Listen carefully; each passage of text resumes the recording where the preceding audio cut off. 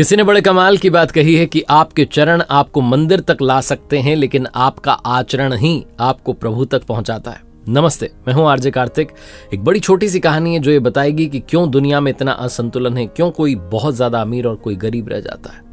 एक छोटी सी कहानी एक अमीर व्यक्ति की जो एक शोरूम में जाता है, शूज के शोरूम में, और 10,000 रुपए के जूते खरीदता है। इतने महंगे जूते पहन करके जब वो घर पहुंचता है तो घर वाले याद दिलाते हैं कि आज तो आपको मंदिर भी जाना था, आपने बोला था भगवान को कि मैं दर्शन के लिए आऊंगा शाम के समय पूजा के लिए। तो पहुंचता है, अपनी कार से वहां उतरता है, उसके बाद मंदिर की सीढ़ियों पर जब चढ़ने वाला होता है तो अपने शूज उतारता है। जब जूते उतारता है तो उसे ध्यान आता है कि अरे इतने महंगे जूते हैं, 10,000 रुपए के जूते हैं, ऐसे छोड़ के चला जाऊंगा, कोई लेके चला गया तो। फिर उसे वहां पर एक भीख मांगता हुआ भिखारी दिखता है। वो उस भिखारी से कहता है कि भाई साहब सुनो, ये मेरे जूते रख के जा रहा हूं, प्लीज इनका ध्यान रख लेना। ये आपसे हाथ जोड़ के मैं बोल के जा रहा हूं, ध्यान रखना आप, ठीक है? बोले हाँ मैं ठीक है, ध्यान रखूंगा।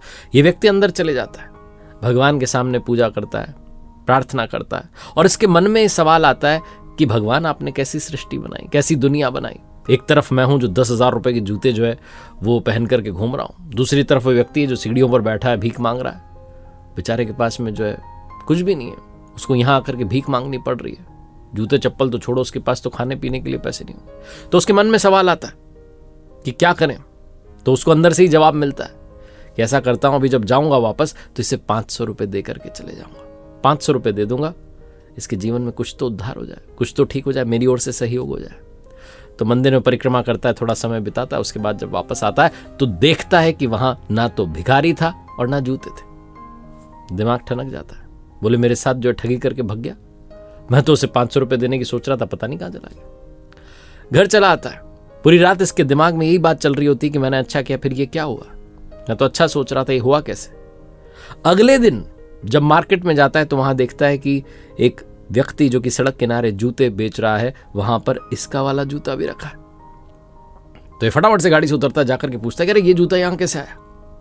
वो व्यक्ति बताता है कि अरे भाई साहब, कल एक भिखारी आया था और वही जूते मुझे बेच करके चला गया, मैंने उसे बदले में 500 रुपए दे दिए।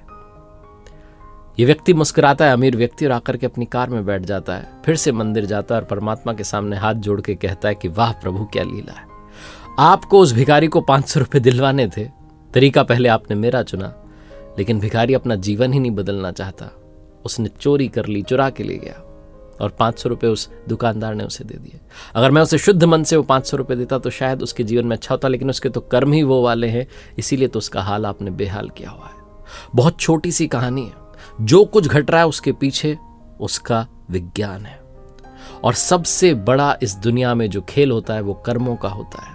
आपको नहीं पता कि आप इस हाल में आज क्यों हैं, कोई पुराने कर्म रहे होंगे।